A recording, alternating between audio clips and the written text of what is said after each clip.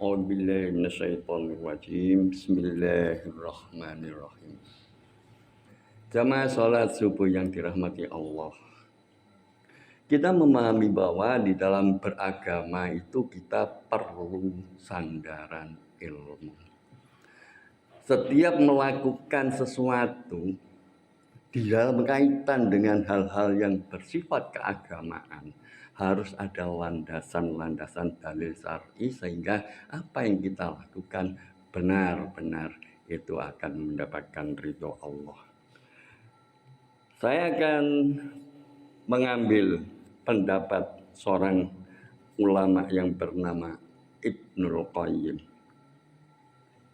Orang yang beramal tanpa ilmu bagai orang yang berjalan tanpa ada penuntun. Sudah dimaklumi bahwa orang yang rusak karena berjalan tanpa penuntun tadi akan mendapatkan kesulitan dan sulit bisa selamat. Taruhlah ia bisa selamat, namun ia jarang, menurut orang yang berakal, ia tetap saja tidak dipuji, bahkan dapat celaan. Juga Ibnu Taimiyah berkata, "Man faraqat dalil dhalla sabil wala dalila illa bima jaa bihir rasul." Siapa yang terpisah dari penuntun jalannya, maka tentu ia bisa tersesat. Tidak ada penuntun yang terbaik bagi kita selain dengan mengikuti ajaran Rasulullah SAW.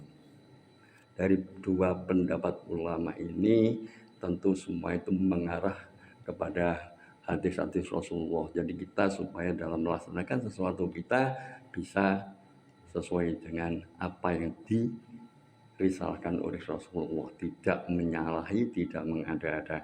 Kaitan dengan ini pula kita di dalam bulan puasa.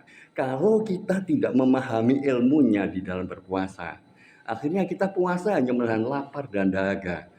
Kita tidak mengerti sebetulnya hakikat puasa itu apa. Menjaga diri baik dari makan minum termasuk seluruh anggota lisan, pikiran dan hati. Nah, untuk bisa hal demikian tentunya kita juga perlu memahami ilmunya. Bagaimana supaya kita bisa mendapatkan maghfirah, ghufira lahu. Nah, waktu saban kita bagaimana? Kita berharap, tapi kita tidak mau introspeksi diri. Apakah puasa yang saya lakukan ini sudah sesuai dengan apa yang disyariat Islam? Apa saja untuk bisa mendapatkan suatu pengharapan ampunan itu? Apakah saya cukup dengan menahan lapar dan dahaga, tetapi ujung rambut sampai ujung kaki, lesan kita, mata kita, jari-jari kita, kaki kita tidak pernah ikut juga berpuasa? Tidak juga untuk bagaimana mampu mengendalikan diri, bagaimana berzikir kepada Allah, bahkan pengendalian hati ini menghilangkan hal-hal keduniawan, tetapi mengharap ridho Allah. Lah, jika kita bisa demikian, insya Allah dengan ilmunya, caranya berzikir, caranya kita untuk memperbaiki sholat, supaya bagaimana amal ibadah ini betul-betul ghufira lahu. Jadi waktu saban ini harus benar-benar kita jadikan koreksi dalam diri kita.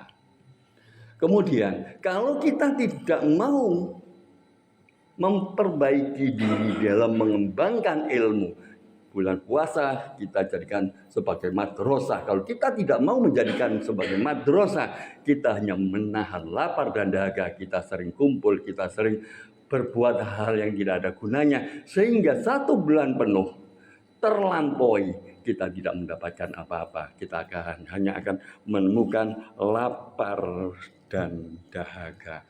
Ini sudah juga disampaikan oleh Rasulullah, sehingga kita harus benar-benar hati-hati. Betapa banyak orang yang berpuasa namun dia tidak mendapatkan dari puasanya tersebut kecuali rasa lapar dan dahaga saja. Hadis riwayat Ahmad.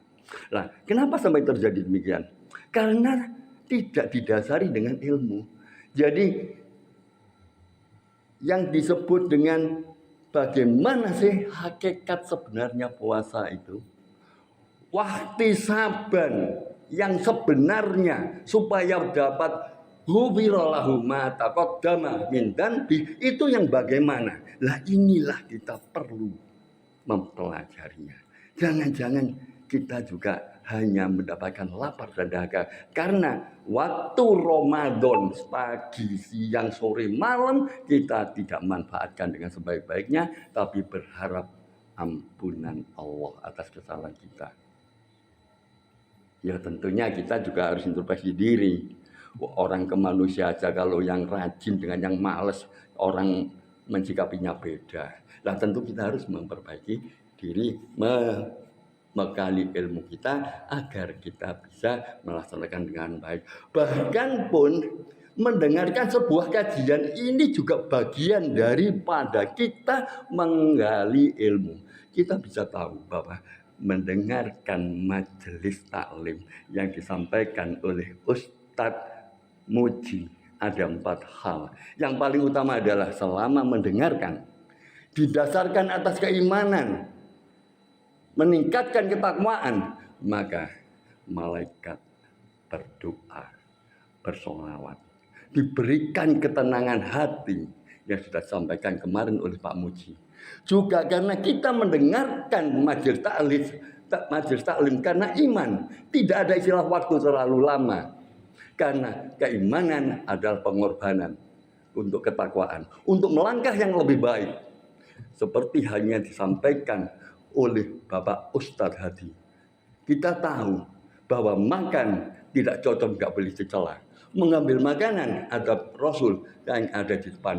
Lah ini adalah bagian daripada mengisi ilmu. Kita tidak tahu menjadi tahu. Setelah tahu kita laksanakan, akan bisa menambah pahala-pahala pun di amalan kita. Mari Ramadan ini kita jadikan hal-hal yang positif, memperbaiki diri kita dan perilaku kita untuk keimanan dan ketakwaan. Assalamualaikum warahmatullahi wabarakatuh.